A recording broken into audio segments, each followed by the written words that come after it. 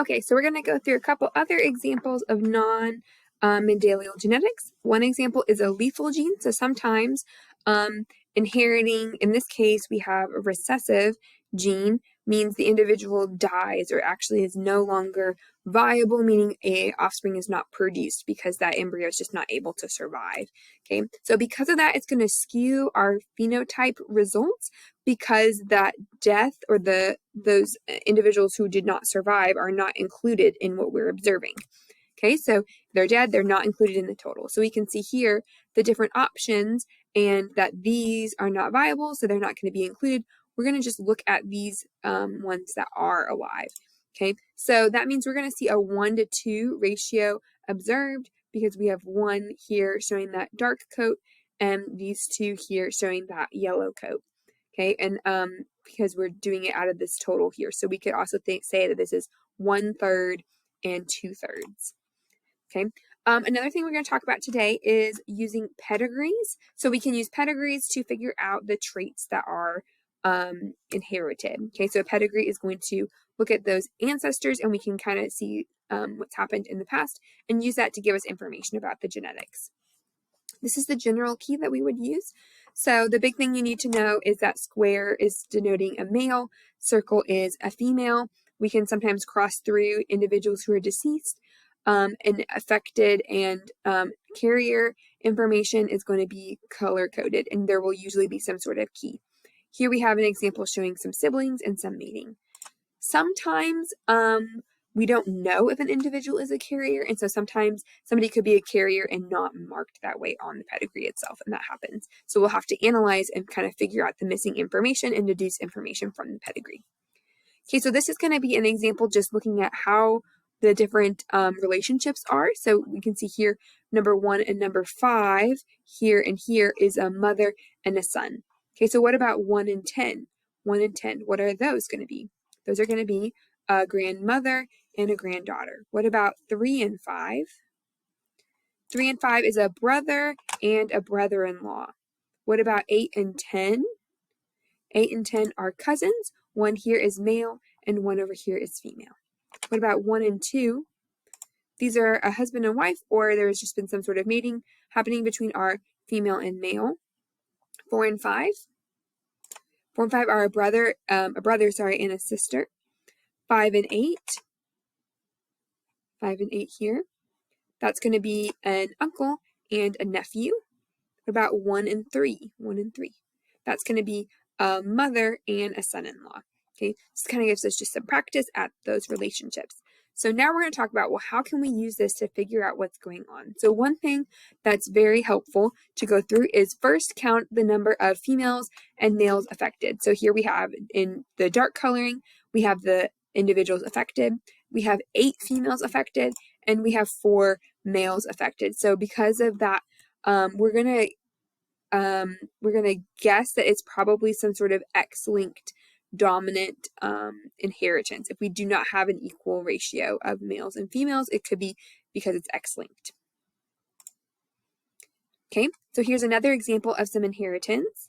So in this, one thing that is important to notice is that we have right here 2 unaffected individuals having a child who is affected. Okay, so it's like being known as skipping a generation. So this can happen, and that's when we have a recessive trait because it's being hidden. Okay, so if we ever see 2 unaffected individuals having an affected individual, that means it's going to be a recessive gene that we're looking at. Okay, here I'm going to have you pause and try to figure out what you think the inheritance pattern here is. Okay, so this is an sex-linked and it is X-linked. What about this one? Okay, so this one is an autosomal dominant individual. We have an equal number or fairly equal number of men and women affected, and it's dominant.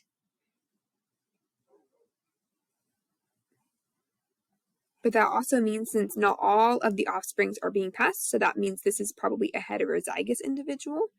So if they're heterozygous, that means these offspring are also heterozygous, and then we're getting about a 50-50% match. Okay, this is actually showing an example of Huntington's disease. Okay, so now we're going to talk about other things that can influence genetics, and environment can influence genetics. Okay, so the same genotype can result in different phenotypes just because of the environment somebody's in. This is the idea of phenotypic plasticity. So the phenotype is plastic meaning its ability to change. So it's one genotype producing more than one phenotype. An example of this is flower color in some species of flower is based on the soil pH. And so this is an example that we see a lot around here are hydrangeas. And so hydrangeas have different shades of color.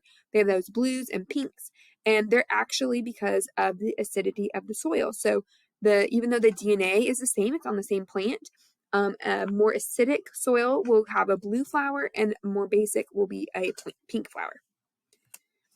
Another example of this is the number of stomatas or stomates. I've seen stomatas referred to plurally as stomatas or stomates. So it can actually be determined by the amount of carbon dioxide in the atmosphere. So kind of looking at the elevation. So if we have low carbon dioxide, we're going to have more stomatas, meaning we can intake more, or the plant can intake more carbon dioxide that it needs.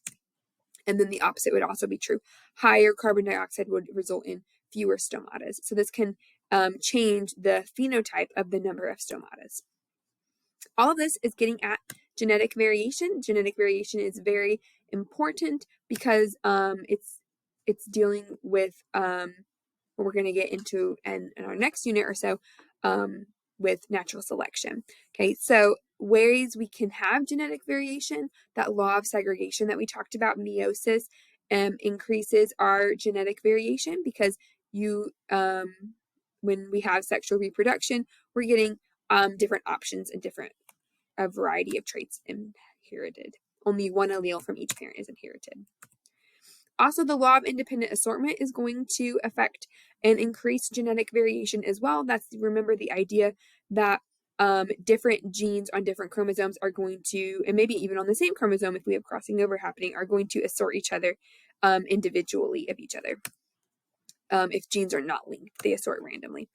Random fertilization also happens just because individuals mate, they do not have control over which specific egg and which specific sperm are being used in that mating. Okay, so any sperm can join with any egg. That's another thing increasing our genetic variation. Okay, so human diversity, we have genetic disorders that are also going to increase diversity, where we have mutations happening. An example of this is non-disjunction, which we talked about in meiosis, where instead of splitting correctly, we end up with an extra number of chromosomes in one cell and a fewer number of chromosomes in another cell.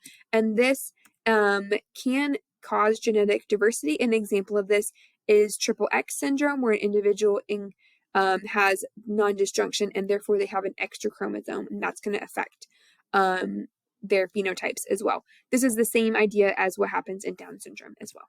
Okay, so I hope this is helpful, guys. Bye.